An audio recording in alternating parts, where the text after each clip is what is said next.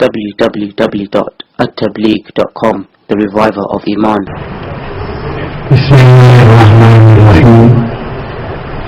Alhamdulillahi Rabbil Alameen. Wassalatu wassalamu ala sayyidil anbiya'i wal mursaleen. Sayyidina wa nabiyyina wa habibina wa shafi'ina Muhammadin wa alihi wa ashabihi ajma'in. Amma ba'du, a'udhu billahi minash shaitanir rajim. Bismillahir rahmanir rahim. Minal mu'minina rijalun sadaqu ma ahadu alayhi. فمنهم من قضى نحبه ومنهم من ينتظر وما بدلوا تبديلا. وقال تعالى: وجعلنا منهم أئمة يهدون بأمرنا لما صبروا وكانوا بآياته يوقنون. وقال تعالى: ثم أورثنا الكتاب الذين اصطفينا من عبادنا.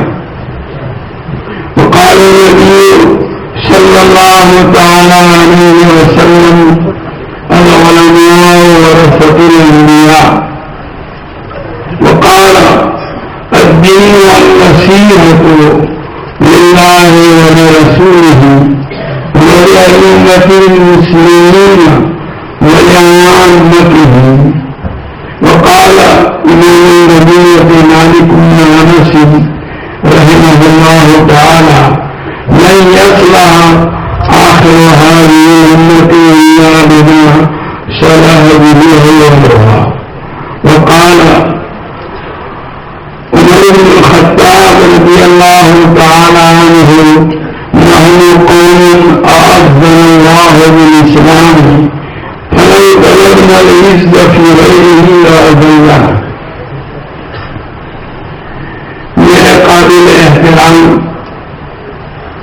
ہمارے اس اجلاس کی رہنما مقبول محترم حضرت مولانا عبداللہ صاحب دامت برکاتہ، حضرات مشائخ اعظام، علماء کرام اور برادران اسلام، آج کی یہ مجلس کیوں منعقد کی گئی، یہ مقصد انعقاد آپ کے سامنے آ چکا ہے وضاحت کے ساتھ۔ کل حضرت مولانا محمد حنیف صاحب تشریف لائے تھے، میں نے کہا کہ میں تو کس مصرف کا ہوں، میں کیا عرض کروں، یہاں آیا تب تک ابھی تک میرے دل میں کوئی ایسی بات نہیں کہ میں اس کو پیش کر سکوں۔ آپ حضرات دعا فرمائیں، اللہ تعالیٰ میری زبان سے کچھ ایسی باتیں کہلوائیں جو میرے لیے بھی مفید ہوں اور آپ سب کے لیے، ہم سب کو اللہ تعالیٰ اس سے فائدہ پہنچائے۔ اللہ تبارک و تعالیٰ نے حضرات انبیاء علیہ السلام کی بعثت کا جو سلسلہ حضرت آدم علیہ السلام کے زمانے سے شروع فرمایا اور جس کی تکمیل حضور اکرم صلی اللہ تعالی علیہ وسلم کی ذات بابرکات پر ہوئی،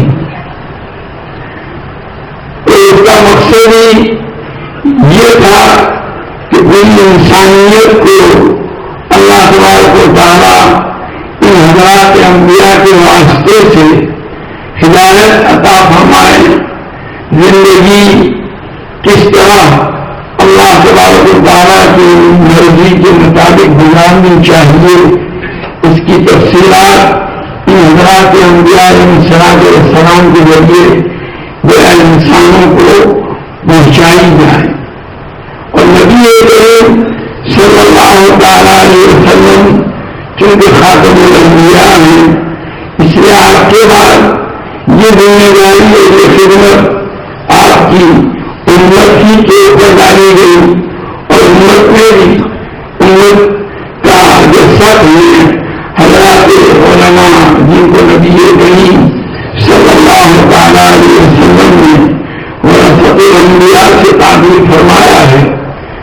کی یہ ذمہ داری ہے کہ ہر دور میں وہ لوگوں کو اللہ تبارک و تعالیٰ کے احکام سے اور ہدایات سے واقف کرتے رہے. ہمارے اکابر و اسلاف نے یہ فریضہ بہت خوبی انجام دیا اور اسی کی برکات اور اسی کا نتیجہ ہے کہ آج اس ملک کے اندر ہم لوگ ایک مسلمان ہونے کی حیثیت سے زندگی گزار رہے ہیں، جبکہ دنیا میں بہت سے ایسے ممالک ہیں جہاں صدیوں تک اسلامی حکومت رہنے کے باوجود وہاں مسلمانوں کا نام نشان نہیں. تو ہمارے اسلاف کرام جنہوں نے اس فریضے کو اللہ تعالیٰ کی توفیق سے انجام دیا ہے، ادا کیا ہے، ضرورت ہے کہ ہم ان کی زندگیوں کا مطالعہ کریں. میں نے حضرت صدر محترم دعوت برکاتہ سے پوچھا تھا، میں نے کہا آج کا یہ اجلاس پھر منعقد کیا جا رہا ہے. مولانا شیخ محمد حمید صاحب دعوت برکاتہ نے مجھے بتلایا اور یہ آپ کے سامنے انہوں نے بات کہی تو انہوں نے کچھ بات کتابیں ہمارے صدر محترم نے وہاں سے بھیجی تھی بار بہر کے نام. میرے سامنے بھی حضرت نے یہی بات فرمائی کہ انہوں نے خط کے ذریعے سے ان کتابوں کی وصولیابی تک کی اطلاع نہیں دی. میرا ایک عام اخلاق کا جو تقاضا ہے، فریضہ ہے، وہ بھی اس کو ادا کرنے کی زحمت انہوں نے گوارا نہیں کی. یہ چیز ہمارے مخدوم کی دل پر چوٹ کر گئی اور اسی بنیاد پر میرا حضرت نے یہ جمع کیا ہے کہ ہم لوگ اپنے اسلاف کی زندگیوں کا مطالعہ کریں اور انہوں نے کس طرح جو ہے اس امانت کو حاصل کیا اور اس امانت کا حق ادا کرنے کا اہتمام کیا اور آنے والی نسلوں تک اس کو پہنچانے کے لیے ایسی مشقتیں اٹھائی، کیسے مجاہدے کیے. ہمیں ان کی سوانح کے اندر یہ چیز ملے. اس وقت ہمارے اس دور کے اندر جو حالات ہمیں درپیش ہیں اور اس کی وجہ سے لوگ جس پریشانی کا شکار ہے اس کا حل کیا ہے، اس کی طرف عام طور پر لوگ توجہ نہیں کرتے. جیسا ابھی آپ کو بتلایا گیا ایک جنون اور جو ہے ایک غفلت سی تاری ہے کہ اس وقت ہمیں کیا کرنا چاہیے. بلکہ ہمارے اسی ہندوستان میں حضرت مجدد الفسانی رحمۃ اللہ علیہ بھی گزرے ہیں جنہوں نے ایسے زمانے میں اسلام کو ختم کرنے کے لیے بڑی ہوشیاری کے ساتھ ایک ایسا دین ایجاد کیا گیا تھا جس کے اندر یہ دعویٰ کیا گیا تھا کہ اس ہندوستان میں بسنے والی تمام قوموں کو اس کے اندر سمو لیا جائے. کہ جو یونیفارم سول کوڈ کے نام سے دعوت دی جاتی ہے اس زمانے کے جو بادشاہ تھے انہوں نے اس چیز کو چاہا کہ ایسا طریق بنایا جائے، ایسا دین، ایسی چیزیں ترتیب دی جائیں جس میں سب سے کچھ لے کر کے سب کو اس کی طرف بنایا گیا ہو. اس موقع پر جبکہ جس بادشاہ نے اس کی کوشش کی تھی اس کا دبدبا اور اس کی حکومت پورے ملک کے اوپر قائم تھی، تب بھی اللہ تعالیٰ نے آپ کو حضرت مجدد الفسانی کو وہ حوصلہ، وہ ہمت عطا فرمائی کہ تنہا تنہا آپ کے پاس کوئی جماعت نہیں تھی، تنہا آپ نے اپنے یہاں بیٹھ کر کے لوگوں کے نام خطوط بھیج کر کے اور ان کو اس کی طرف متوجہ کر کے یہاں اس سازش کو ناکام کر دیا. لیکن اس کے لیے اللہ تعالیٰ کے ساتھ جس نوع کا تعلق قائم کرنا چاہیے تھا، جیسا رابطہ ہونا چاہیے تھا، وہ پہلے ہی قائم کر چکے تھے.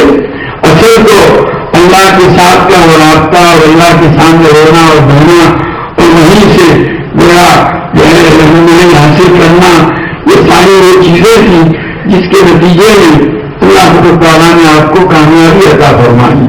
ابھی جیسا کہ مولانا نے ابھی اپنی بحث پیش کی گفتگو کے اندر فرمایا کہ خود نبی کریم صلی اللہ تعالیٰ علیہ وسلم اسباب کے ساتھ ساتھ رجوع اللہ کا جو اہتمام فرماتے تھے. غزوہ بدر کے موقع پر رات کا آپ کا رونا امام بخاری رحمۃ اللہ نے اس پر مستقل بات قائم کیا ہے. اور سب جانتے ہیں کہ آپ کس بے دلی کے ساتھ اللہ کے حضور یہ عرض کر رہے تھے کہ اللہ اگر تم نے اس چھوٹی سی جماعت کو ہلاک کر دیا تو اس کے بعد اس روئے زمین پر تیری عبادت نہیں کی جائے گی. یہ اللہ کے حضور روح دے کر اس کی مدد کو اپنی طرف متوجہ کرنا، یہ سلسلہ نبی کریم صلی اللہ علیہ وسلم سے جاری ہے. تعلیم اشرف کے مسئلے کو نمٹانے کے لیے جن حضرات صحابہ کی مختصر سی جماعت کو نبی کریم صلی اللہ تعالیٰ علیہ وسلم نے بھیجا تھا، اس کے قلعے پر رات کو ان کو روانہ کیا. وہاں سے لے کر وہ لوگ جب واپس آئے وہاں تک جیسا کہ سیرت نگاروں نے لکھا ہے آپ صلی اللہ علیہ وسلم اپنے مسئلے پر تشریف فرما رہے، اللہ کی طرف دعاؤں میں متوجہ رہے. ہمارا آج کل ہم کچھ تدبیریں کرتے بھی ہیں تو ہمارا سارا اعتماد ان تدبیروں پر ہو جاتا ہے. اللہ تعالیٰ کی طرف رجوع جو ہے اس کا خیال نہیں رہتا. بعض لوگ وہ ہیں جو خالی دعاؤں سے کام چلانا چاہتے ہیں، تدبیر اختیار کرنے کی کوشش نہیں کرتے. حالانکہ خود نبی کریم صلی اللہ تعالیٰ علیہ وسلم نے ان دونوں سلسلوں کو جاری رکھا تھا. تو بہرحال ہمارے اکابر وہ ماضی قریب میں گزرے ہیں جن کو ہم اکابر دیوبند کے نام سے تعبیر کرتے ہیں، ان کی زندگیوں کا ہم مطالعہ کریں. حضرت شیخ الہند رحمۃ اللہ علیہ نے اپنے جسم کے اعتبار سے بہت نحیف لیکن کیسا عظیم کارنامہ اپنے انجام دیا تھا. اس زمانے کی ایک ایسی حکومت کے ساتھ ٹکر نہیں تھی جس کے متعلق کہا جاتا ہے کہ اس کی حکومت کے اندر سورج غروب نہیں ہوتا، لیکن وہاں نہیں گئے بلکہ وہاں سے واپس یعنی وہاں سے رہائی ہوئی اور آپ واپس تشریف لا رہے تھے. اس وقت آپ کے استقبال کے لیے وہاں بمبئی کے اندر تیاریاں کی گئی تھی. آپ جس جہاز میں آ رہے تھے یہاں پہلے ہی سے بندرگاہ سے ایک تشکیل جہاز کی طرف گئی اور ایک بزرگ جن کو پہلے سے اس کے لیے آمادہ کیا گیا تھا حضرت شیخ الہند رحمۃ اللہ علیہ کے پاس حاضر ہو کر کے درخواست کرتے ہیں کہ آپ کے بیمار ہیں، آپ ان کا اس کے بجائے میں اللہ کی عبادت میں مشغول ہوں. تو حضرت شیخ الہند رحمۃ اللہ علیہ نے جواب دیا تھا کہ میں اگر بیمار ہوں تو میں کہوں گا اپنے آدمیوں سے کہ چارپائی پر مجھے لٹاؤ اور پورے ہندوستان میں اس چارپائی کو لے کر کے گھومو اور میں یہ اعلان کروں گا انگریز کی حکومت کے خلاف. آپ کے قلب میں انگریز کے خلاف جو بغض تھا وہ حضرت علامہ عثمانی رحمۃ اللہ علیہ فرماتے ہیں کسی نے اس کو تعبیر کیا تھا کہ اگر آپ کو یہ کیا جائے ذبح کیا جائے آپ کی بوٹی کے اندر پورا اس کی عداوت موجود ہے. تو مہاراج کہنے کا حاصل یہ ہے کہ ہمارے اثرات نے اور ہمارے نقابل نے یہ نہیں دیکھا کہ میں پہلے تنہا ہوں، کمزور ہوں، میں کیا کر سکتا ہوں. یہ ساری چیزیں تو وہاں دیکھی جاتی ہے جہاں آدمی کی کام کی بنیاد اسباب پر ہو. جب کام کی بنیاد اسباب پر نہ ہو، اسباب کو تو بطور سبب ہی اختیار کرنا ہے اور اصل اعتماد اللہ تعالیٰ کی ذات پر ہو تو وہاں آدمی یہ نہیں سوچتا. آدمی وہاں پر یہ سوچتا ہے کہ میرے بس میں جتنا ہے مجھے اللہ تعالیٰ نے جتنا مکلف کیا میں اس کو کر گزروں. شیخ الہند رحمۃ اللہ علیہ کے مطابق سنا ہے کہ مالٹا کی جیل کے زمانے کے اندر ہر جمعہ کو آپ باقاعدہ غسل فرما کر کے تیار ہو کر کے جیل کے دروازے تک جاتے تھے کام کے لیے. سلاد جمعہ کے فساؤ اتنا دکھے گا معلوم تھا کہ دروازہ بند آگے نہیں جا سکیں گے مسجد پر، لیکن فرماتے تھے کہ میرے بس میں اتنا ہی ہے میں اس کو کر گزروں.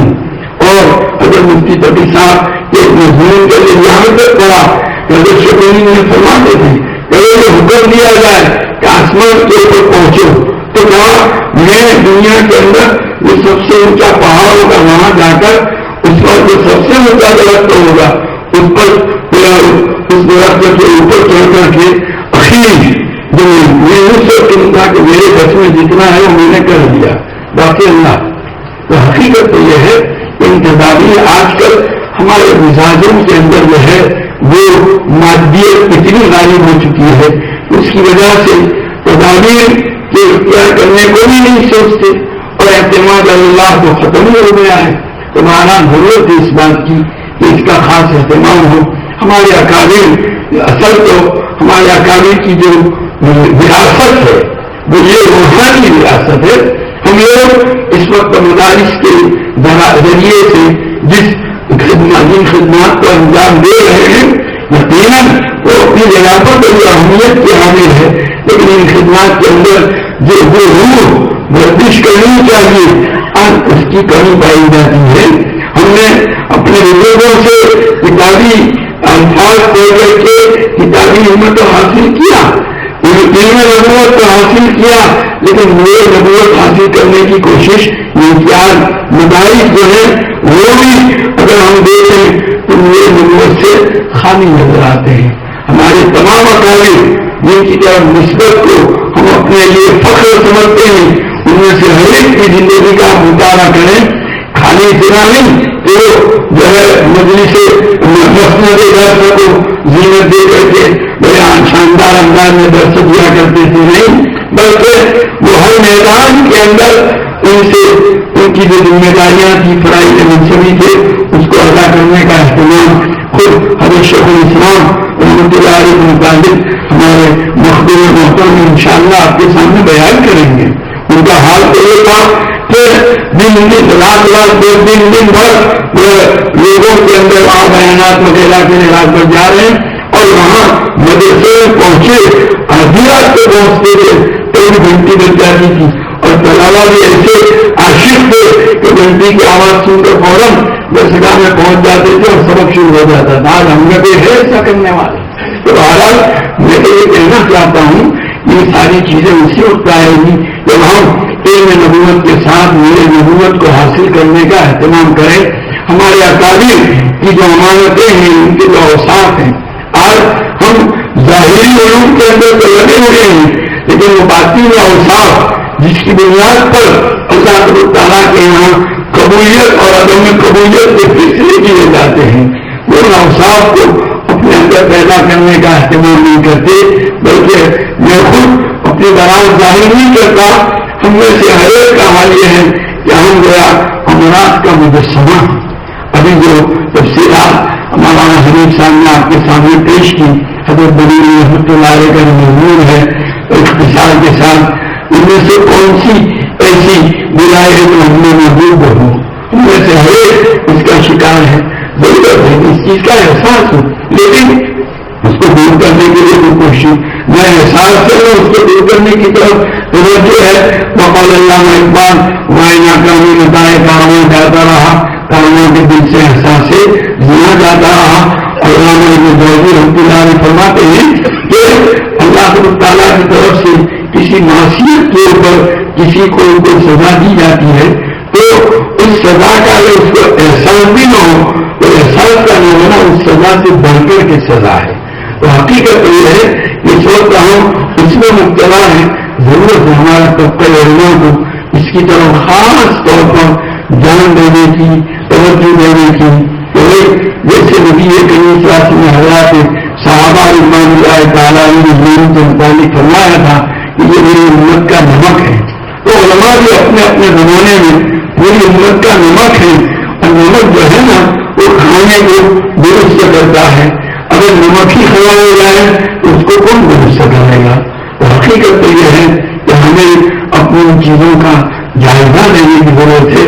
اور جو کمیاں آج تو مدارس کے اندر بڑی تعداد میں ایسے لوگ موجود ہیں جو ہمارے بزرگوں کے اس طریق کو جو وہ ہمارے لیے چھوڑ کرتے گئے تھے کہ تصوف کی لائن میں ذکر اذکار وغیرہ راتوں کو اللہ کے سامنے سونا رونا وغیرہ یہ ساری چیزیں اس کے اوپر تنقید کرتے ہیں باقاعدہ اور کھل کر کے بولتے ہیں. اور تصوف کے اندر بھی آج وقت ایسا ہو گیا کہ بزرگوں کی خدمت میں جاتے ہیں تو خالی نمائشی کرتے ہیں، ایسی شرعیں اختیار کرتے ہیں کہ مجھے بھی اجازت مل جائے بس، اور کچھ نہیں۔ اجازت ملنے سے کوئی کام مسئلہ حل ہونے والا نہیں ہوتا۔ ہمیشہ اپنی مجلس میں آنے والے احباب کی خدمت میں ہمیشہ عرض کرتا رہتا ہوں کہ 100 مسلم کو اجازت دے دیں تو بھی اس کی وجہ سے جنت کی کوئی آپ کو جنت کا سرٹیفکیٹ نہیں مل گیا ہے۔ اصل تو اللہ تعالیٰ کی قبولیت کی بات ہے، یہ اصل چیز ہے۔ اور حضرات صحابہ کا حال تو یہ تھا کہ نبی کریم صلی اللہ علیہ وسلم کے زمانے مبارک سے براہ راست جنت کی بشارت سن رہے ہیں، پھر بھی جو ہے ڈرے سے ہمیں ان کے اوپر اللہ تعالیٰ کی عظمت کا ایسا حلوہ تھا۔ حضرت عمر رضی اللہ تعالیٰ عنہ کے متعلق ہے، حضرت حذیفہ بن یمان رضی اللہ تعالیٰ عنہ سے پوچھتے تھے کبھی کبھار ایک دفعہ تو آپ کو نبی کریم صلی اللہ علیہ وسلم نے منافقین کا جو نام بتلائے کہیں اس میں عمر کا نام تو نہیں ہمارا حالات تو یہ ہو گیا۔ یہ بزرگوں کی خدمت میں جا کر بھی خواب بیان کر کے جھوٹے خواب بیان کر کے ان کو بھی دھوکہ دینے کی کوشش کرتے ہیں۔ خواب میں نہیں دیکھا کوئی آ کر کے ہمیں کہہ دے خواب میں دیکھا آپ کو جنت کے اندر تخت کے اوپر بیٹھے ہوئے ہیں تو بس ایسا معلوم ہوتا ہے جیسا کہ ہم واقعی جنت میں نہیں گئی۔ وہاں نبی کریم صلی اللہ علیہ وسلم زبان مبارک سے سننے کے بعد بھی بڑے سن رہتے تھے۔ تو حقیقت تو یہ ہے کہ یہ تصوف کی لائن میں بھی اس وقت ہمارے زمانے میں جو محنت ہونی چاہیے اس کی طرف جو توجہ، معاملات کا اہتمام اور اللہ کی طرف رجوع، گناہوں سے بچنے کا اہتمام کچھ نہیں۔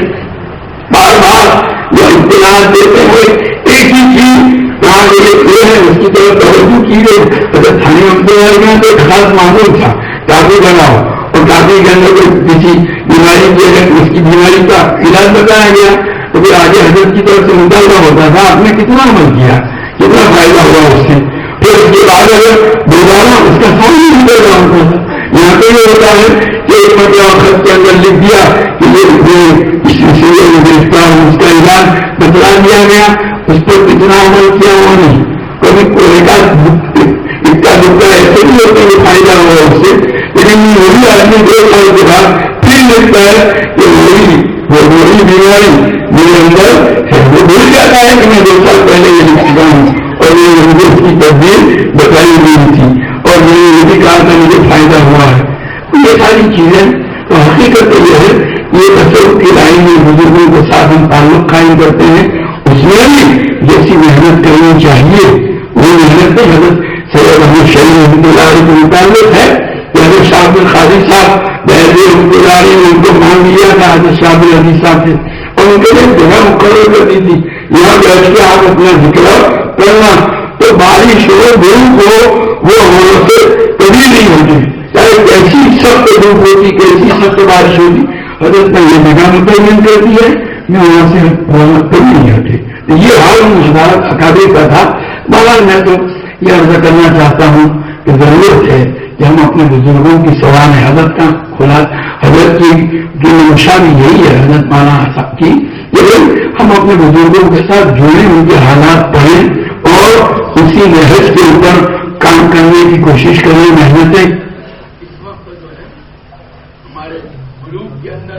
اپنی مفاد پرستی اپنی اغراض کے لیے کام کرنا یہ اتنا عام ہو گیا ہے کہ جس کی کوئی انتہا نہیں۔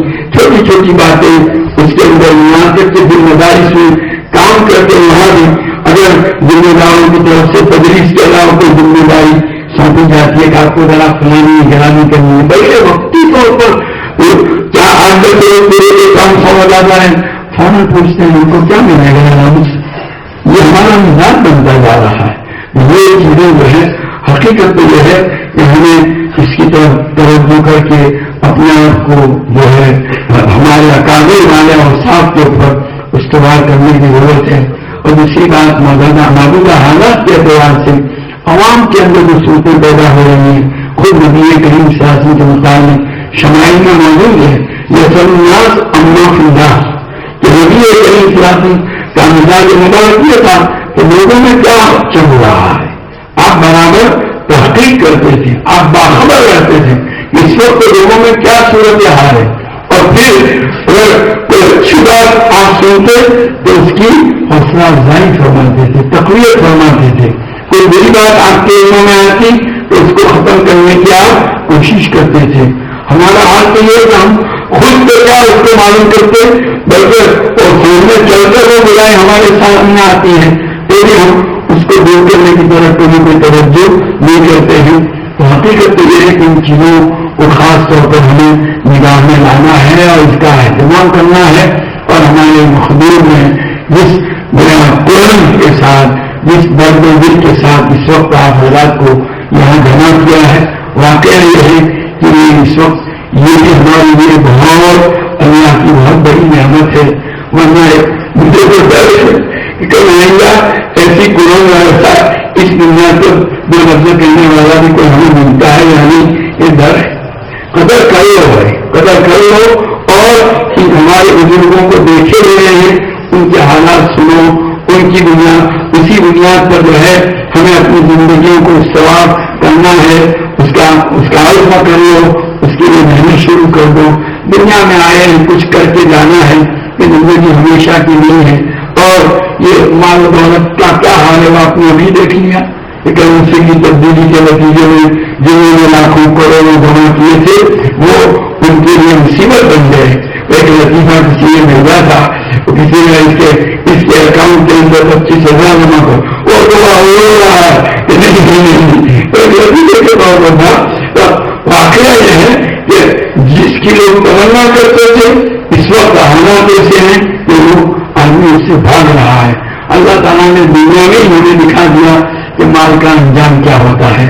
اس لیے ضرورت ہے کہ ہم جو ہے جن اوصاف، جن خوبیوں اور جن کمالات کو ہمارے اکابر نے حاصل کیا تھا اور جن بنیادوں کے اوپر انہوں نے دین کی خدمات کو انجام دیا تھا، خالی کتابیں پڑھ لینا اور پڑھا دینا اس کو ہم کافی نہ سمجھیں، بلکہ یہ ساری چیزیں اپنے ساتھ اس کا اہتمام ہو.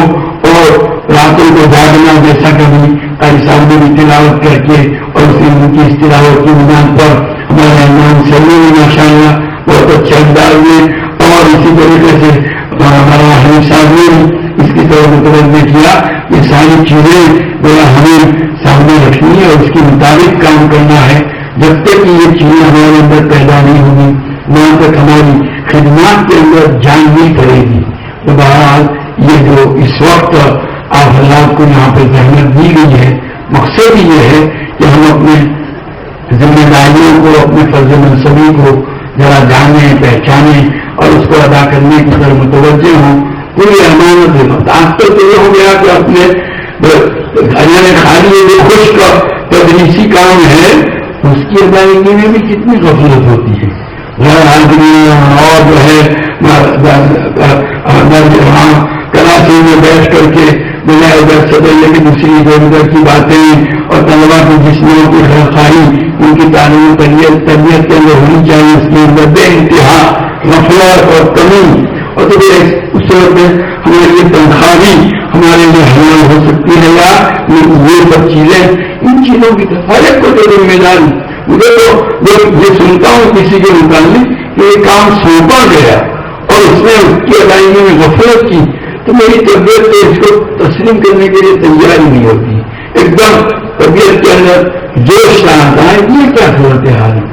آج تک کبھی ایسا ہوا میرا مزاج ہی ایسا بنا پہلے ہی سے بزرگوں کی تربیت کے نتیجے میں کہ جو کام سونپا گیا ہے اس کو تو بھلائی کرنا، اس کے اوپر کر کے جانا ہے کہ جائیں کہ اپنی ذمہ داری کی ادائیگی کے اندر ہم کوتاہی کا سلوک، ہماری طرف سے کوتاہی کا سلوک ہو. تو بہرحال یہ ساری چیزیں ہیں اپنے جگہ پر. یہ تو گیا اپنے ادارے کی نسبت سے، لیکن قومی ملت کی نسبت سے بھی ہماری جو ذمہ داریاں ہیں وہ یہی ہے کہ اپنی اپنی جگہ پر رہ کر جو لوگ امامت کے فرائض انجام دیتے ہیں اور ایسے بھی یہ علماء جمعہ کے دن مختلف جگہوں پر جا کر کے موقع اور ماحول کے مناسب باتیں، تقریر کے اندر بھی ایسی ہی چیزیں جس کی ضرورت ہو، لمبی چوڑی نہیں.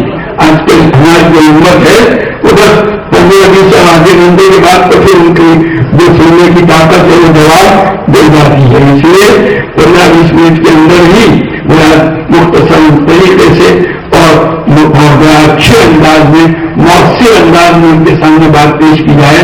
چنانچہ ایسے حضرات جو اس کے مطابق کام کرتے ہیں دیکھا تو وہاں سننے کے لوگ دور دور سے جاتے ہیں.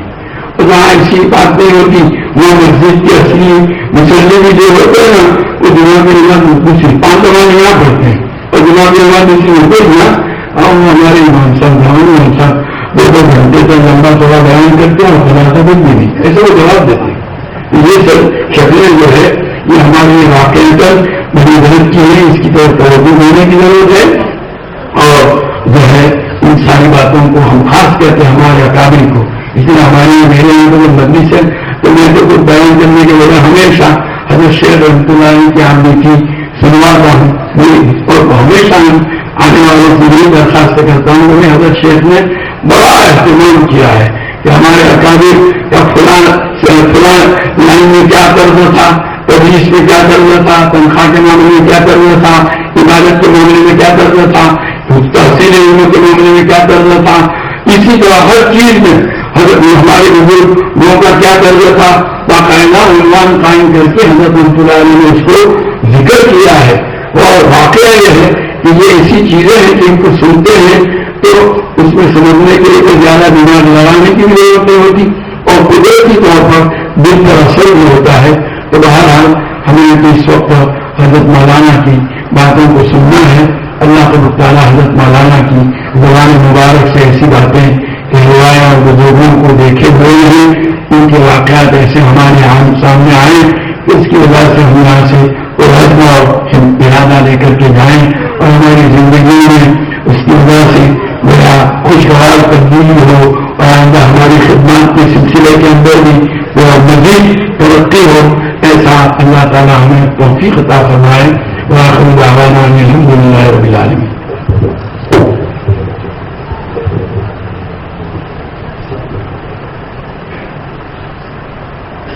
www.attableek.com, the reviver of